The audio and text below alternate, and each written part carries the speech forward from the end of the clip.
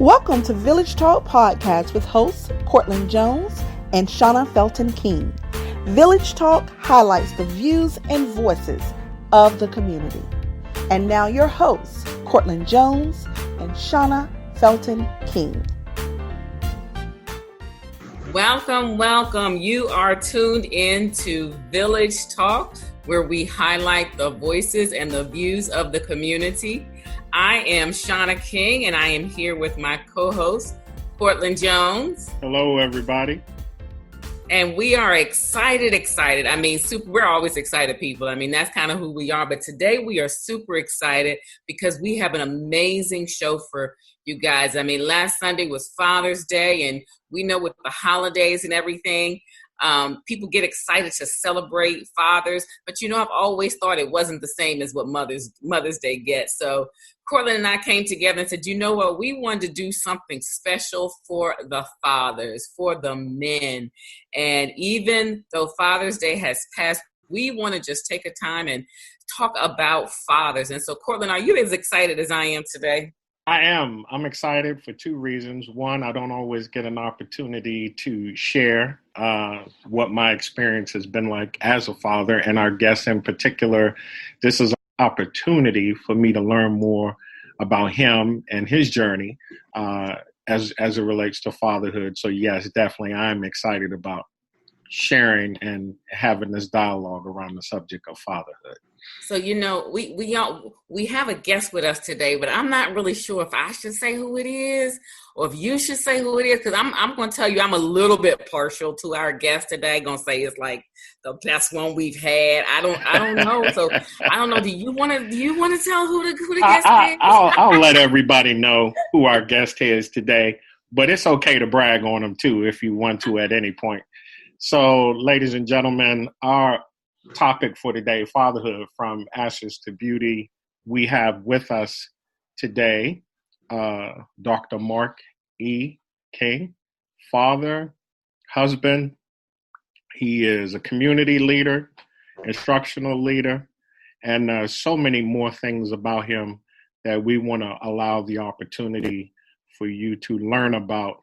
I have worked alongside him as an educator, and I've heard great things about him as an instructional leader, and I've been privileged to watch him as a husband and as a father, and I am inspired by the life he leads. Today's topic, fatherhood from ashes to beauty, the theme is inspired by a verse: provide for those who grieve in Zion, to bestow on them a crown of beauty instead of ashes, the oil of joy instead of mourning, and a garment of praise instead of a spirit of despair. They will be called oaks of righteousness, a planting of the Lord for the display of his splendor. Isaiah 61 verse 3. And first, Mark, welcome to our show. Thank you, Cortland. It's a pleasure to be here. Well, I'm grateful to have you, and it's funny because in the time that I've been privileged to know you, I feel like I'm going to learn a little bit more about you as others will. When I think of that verse, just looking at who you have become as a man in the community, as a man in the community of education, and in your household, I think of that oaks of righteousness representation. But my first question to you to get us started today, when you hear Happy Father's Day, what comes to your mind? What do you think about?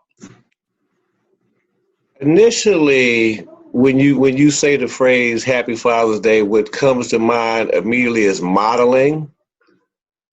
I feel an obligation to model for my son what a father should be, as well as my daughter what a father should be. And hopefully she will look at it as an opportunity to see the type of man that she would like to marry in the future.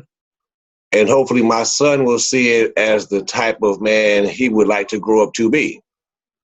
Because growing up, my father was not in the house. I think I've seen my father 5 times in my past 52 years. So the most important lesson I learned from that was what not to do. So I tried to make sure that I'm there for events, sports activities, whatever the case may be. I want you to know that I am there for you and you will see me, because it's about modeling. That's what I want you to be when you grow up, and that's what I want my daughter to expect from the man that she marries. So in some of what you shared, you have mentioned kind of what represented ashes for you as a child in relation to your father growing up. The second half of our show, we're going to talk about some of the beauty as it relates to your relationship with your children, how despite the ashes you experience, how beauty has come from that. So in relation to that and transitioning to the second half of our show, I want to ask the first question: how did you cope with that reality, not having a present father figure? What kind of challenges did that ashes create for you growing up? Well, as most young men and most young people who grow up without a father figure, you try to find father figures that fit what you would like to be. I grew up in Georgia Degree housing projects, and then we moved to Ben Tillman housing projects, and I've kind of bounced around from a lot of different places. And everywhere I went prior to middle school, there were no male role models that actually had on a tie. So I found myself attracted to George Jefferson as a role model, because George Jefferson, while he looked like me, he did not dress like anybody that I knew. And I decided that that's what I wanted to be. And that's how I wanted to dress, because it was important for me to and portray that. That's why I prefer 3-piece suits now, because George Jefferson always wore a 3-piece suit. So with that as a model in mind, I decided that there had to be a mix between him and my other role model, which was John Amos from Good Times. Because while I knew men who dressed like John Amos, I did not know men who would stand up for their wives, their families, in the fashion that I saw him do so often. So I tried to create in my mind a combination of those two. And that's how I started on this journey to where I am today. I love the fact that you reference the impact of TV or media and how you began to define manhood for yourself. It's interesting because our childhoods are very similar.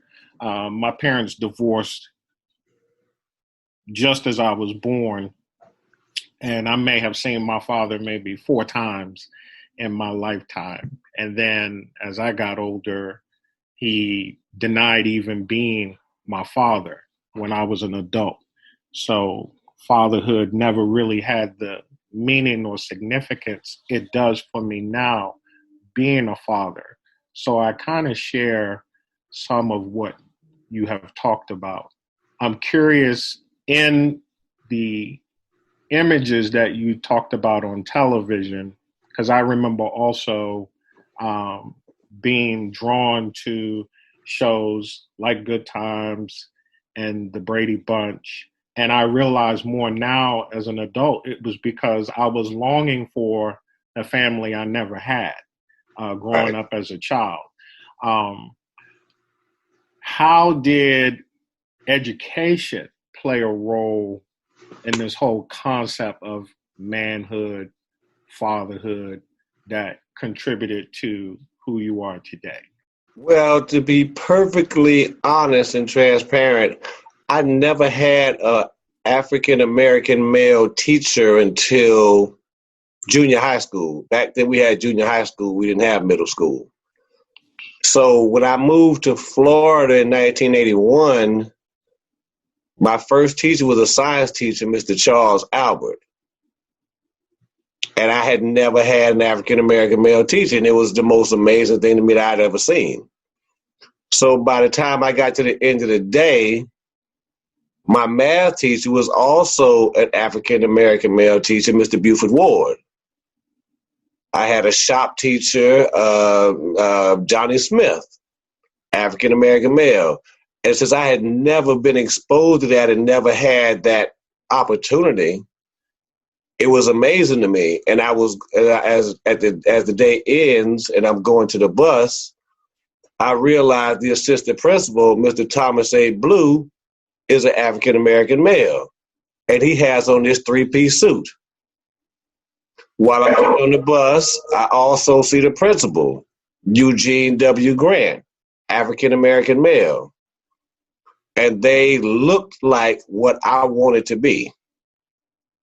And that really put in my mind the importance of seeing African-American males with a tie on, with a suit on. And I decided that that's what I wanted to do. And coincidentally, two of those males, well, actually three of them, went to Florida A&M University. And one weekend, they chartered a bus and took us to a FAMU homecoming. I had never seen anything like that in my entire life, did not know what a historically Black college and university even was. But they chartered that bus and they took us to Tallahassee to a FAMU homecoming. And I went back home and I said, I'm going to FAMU. So they literally changed my life and the trajectory that I was on, because at that time, at seventh grade, there was no trajectory. Mark, I am just, first of all, thank you so much for being here. I am just amazed. You heard, Cortland, did you hear he named each one of those teachers? I mean, years and years, but he said first and last name for each one of those gentlemen. And that just speaks so loudly as the type of impact that male teacher had on your life, and even the fact that you can say that the whole trajectory of your life, and now that you're in the field of education, made a difference. And, Cortland, we've talked before about, men in the classroom and how wonderful it is when we get an opportunity for children to see men in education and stuff. As for years, especially elementary schools have been so female dominated. And so when you have young men who are maybe growing up where there's not a male in the home, and in the majority of their time in school, especially in the early years, they're spending only with women. Not that women teachers are a bad thing, because I am one, but knowing how important it is, because, for Mark to say, I remember the first and last name of each one of my male teachers, I think that is huge. That is huge. Thank you for sharing that. Yeah, I agree 100%. It is powerful. As I'm listening to you talk, Mark, thank you, Shauna. I remember Mr. Savoy, High Point High School, my junior year, art teacher, and he came to me and he said, I see you like drawing cartoon art, and so therefore that's all I want you to do in my class. It actually was a saving grace, because I didn't want to get involved in pottery. But at the same time, he set the tone for what later became my pursuit of going to college through art, and my interest in cartoon art, children's book illustration. And so I do appreciate how our lives do kind of parallel in that regard. Transitioning from college to career in education, is there anything that you look back on and see as significant, influential? How did you determine who you were going to be as a male educator, instructional leader? How did that play out? When I was at Florida A&M University, I was a history education major, because Mr. Thomas Mayberry, he was my history teacher in 10th grade, and he knew that I liked history, so I just kind of sleep through the class, but he would always put me in the front of the class and hit the desk with a yardstick to wake me up, and then I would have the answer, but he would continue to wake me up. But as I got to Florida A&M University, I ran into some